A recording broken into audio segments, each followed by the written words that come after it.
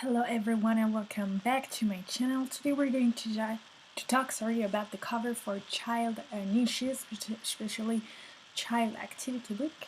I hope you're doing well, and I'm here today with my coffee to talk a little bit about the different points that we need to know, because I think that child niches have a those activity books have very specific covers and a piece of information that you have to add that are real important for your customers to know. It has to be easy and clear, personalized, and nice, of course, and pretty. I used to make very fun cover niches for children activity book, but it wasn't that great, and it wasn't following, the different rules. So I wanted to talk about it and have a personal memo too. Sorry, you guys. So first of all, I would like to talk about the policy. It has to be two maximum different policies, and I used to make the very bad thing about it. It has to be very fun and simple, just like that, for example, and like this, and easy to read, because actually I've realized that you have so many policies that are really nice or that make kind of a childish policy, if you know what I mean. But sometimes it's really complicated for children to understand what's written. And like for example, the this kind of oh, my mouth still working at this kind of policies are really great. It looks cool for a child activity book, but actually I think to my mind it looks too much adult, compared to this one. And also compared this police to this police, I think it's better. This one is maybe more light, more joyful, and this one looks very like an administrative things, or it's very too serious to me. So it has to be very simple and nice, fun, easy to read. Let's not forget that those people that are using the activity book are children. And for example, this looks a little bit too complicated to understand because you need to write, you have different, the letters are not as simple as this one, for children.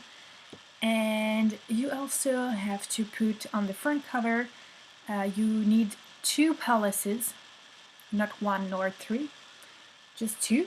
And you have to underline the part of the title with one of the policies, right? With that kind of, underlining thing.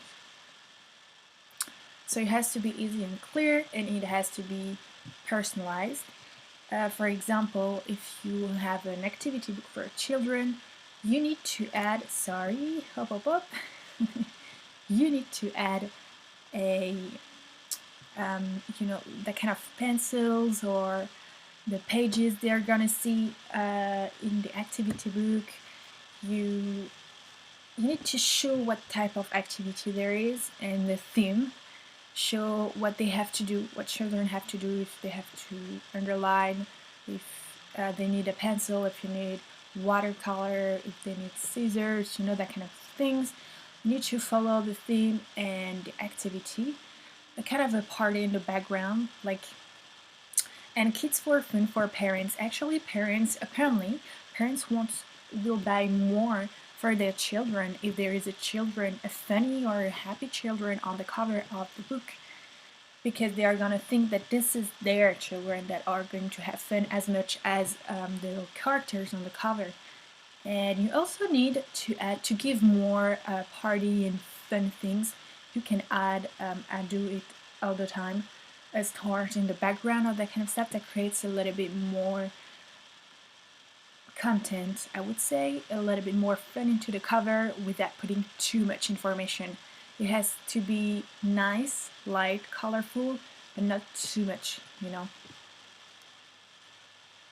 So we were talking about the different information that we have to add on the cover, and you can add what I call ornaments, but they're probably not called ornaments, but anyway. Those are different types, you can find on Canva. So the one with the Canva written, you have to pay for it, but otherwise it's free for this one, or this one, but you can find something like that for free, similar to that, so that's okay.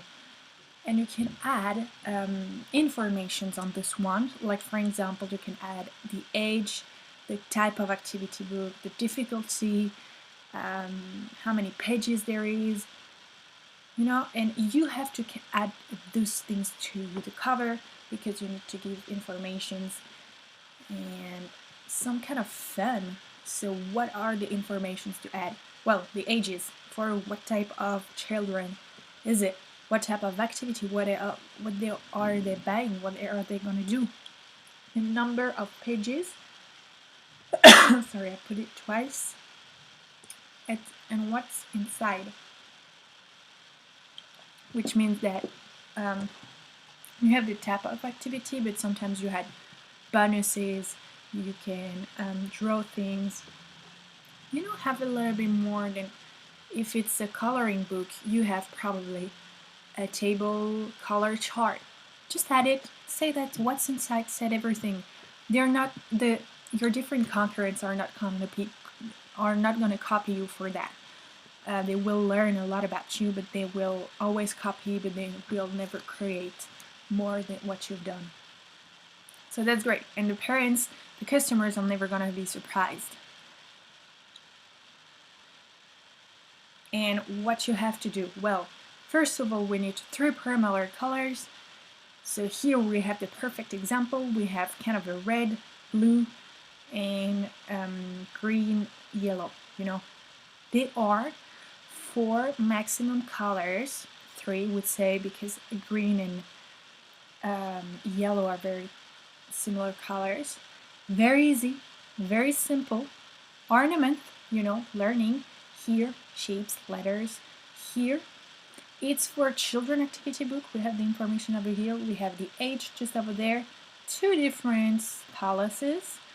One of the page they're gonna find in the book, the crayons, in lines, shapes, and letter. This is the different activity the parents are gonna find.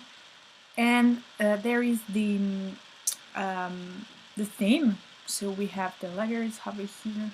Learning. This is for to learn how to write, and here the policy follows the theme. Also, it's really important to use circles and squares on the cover to make it nicer, and it attracts. And the background are very primary colors, very easy, very simple. But if you want to talk about astrology, I don't know what it's an H and an G, you can use dark colors, but never use black, it's too sad. You can use a dark blue, a dark red, like that, for example. But never use a very sad color,